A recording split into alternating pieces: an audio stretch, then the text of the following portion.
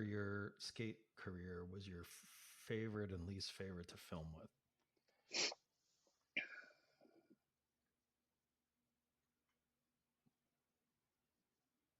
It's so Do you have one? funny, right?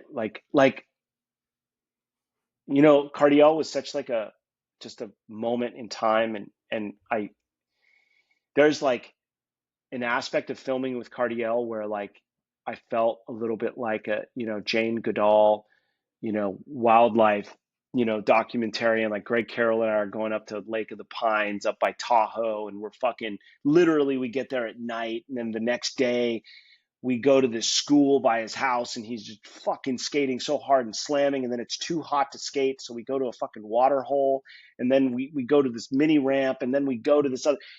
So there was an aspect of filming Cardiel where the energy was just so wild and feral, and like I was going to use that word. it was so, yeah, it was just so like violent but not bad violent, it was so like um you felt it in your whole body, and I've talked about this moment a number of times, but he 180'd this gap that's like was stupid big, and I remember like almost crying because he was so stoked and we were so stoked. So I think like Cardiel, really was that like beautiful thing for me to like feel that primal. That's it, primal. It was very primal to film him at that moment of time because tricks weren't so hard that you weren't landing stuff. So you were, and then of course, like Rodney was like really this exercise in sort of patience and precision and presence.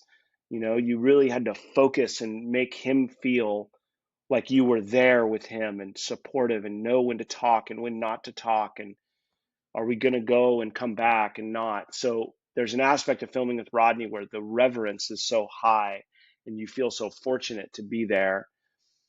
And then, he lands something that's never been landed before, and you feel because you've grown up with him as an author of everything that you've fucking done, you're like, oh wow, we got something that hadn't been done. And really with Rodney, it was like that. So there's an esteem and a prestige with Rodney that was really incredible. And then Duffy would, he fucking Pat was so open to trying things, and Rick is just so good to watch, and Mikey was the best of both worlds.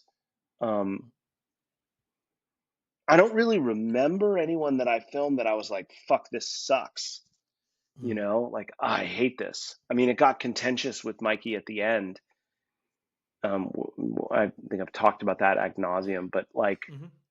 it, it just wasn't fun for us. And I think we knew each other for so long, you know, um, but it was never like, oh, this is boring. I think I just have been, spoiled in that way. Like even filming Danny Sargent for New Deal, I'm spending hours with Danny Sargent and picking him up from his house after he did who knows what the night before. And I'm like, I feel like this guy's like 35. Like that's the generational thing in skating. He's probably like 3 years older than me.